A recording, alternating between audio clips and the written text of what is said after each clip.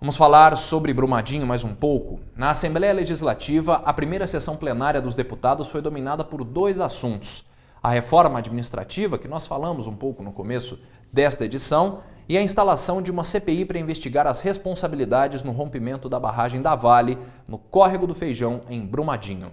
Na primeira sessão ordinária da nova legislatura, um dos principais assuntos no plenário foi a tragédia de Brumadinho. A maioria dos deputados defende a criação de uma CPI para apurar as causas do rompimento da barragem da Vale no Córrego do Feijão. A previsão é de que os pedidos sejam analisados logo após a formação dos blocos, que deve acontecer nesta quarta-feira. A CPI deve chegar ao final do seu relatório apontando os crimes que foram cometidos e quem seriam os responsáveis, os indícios de cometimento de crime. E isso que um delegado produz no inquérito policial. Esse é o primeiro ponto que deve ser esclarecido, a responsabilidade criminal das pessoas que estão envolvidas nessa tragédia criminosa. Não pode ser uma CPI de ar-condicionado, é preciso ir aos locais, entender o que as pessoas estão vivendo. Eu estive numa audiência pública promovida pela Prefeitura de Sarzedo nessa segunda-feira à noite.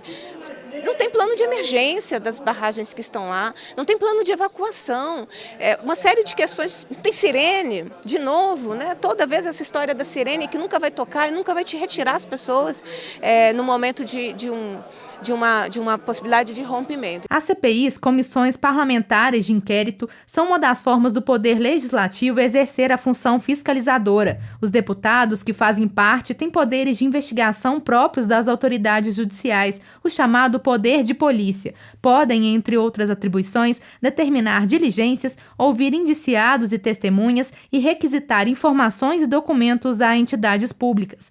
A comissão não julga e nem tem competência de punição, mas pode propor soluções a órgãos como o Ministério Público, a Defensoria Pública e ao Tribunal de Contas do Estado. Além da CPI, deputados devem retomar a análise de projetos que tratam sobre a exploração mineral no Estado. Um desses projetos, que tornava mais rigoroso o processo de licenciamento, foi arquivado pela legislatura passada. O projeto ele traz uma grande revolução para o setor minerário. Primeiro, porque a gente obriga o setor a utilizar as tecnologias mais modernas e não as tecnologias mais baratas. Essas barragens são feitas dessa maneira porque elas são as mais baratas. E o que a gente quer é que sejam utilizadas tecnologias mais modernas, o que por si só já evitaria a construção dessas barragens, porque o rejeito seria seco. Outro ponto importante é que a gente estabelece uma margem de segurança para comunidades e uma margem de segurança para grandes captações de água, né, como Paraupeba, como o Rio das Velhas, como o Rio Doce, para que eles também fiquem protegidos. A gente estabelece a questão do cheque calção ou do seguro. Seguro por quê? Porque a própria seguradora também faria esse trabalho de fiscalização e de cobrança de normas de segurança. E do cheque calção, porque em casos de tragédias como essa, você já tem mais agilidade para atender as famílias atingidas. Além da CPI, outro assunto que promete movimentar o Legislativo Mineiro nestes primeiros dias é a reforma administrativa, anunciada hoje pelo governo e que vai chegar à casa para votação em regime de urgência. Mas a proposta deverá passar pelas comissões que ainda não foram formadas. Outro projeto que deverá seguir para apreciação imediata dos deputados é o que isenta de imposto as doações recebidas por vítimas do rompimento da barragem Córrego do Feijão.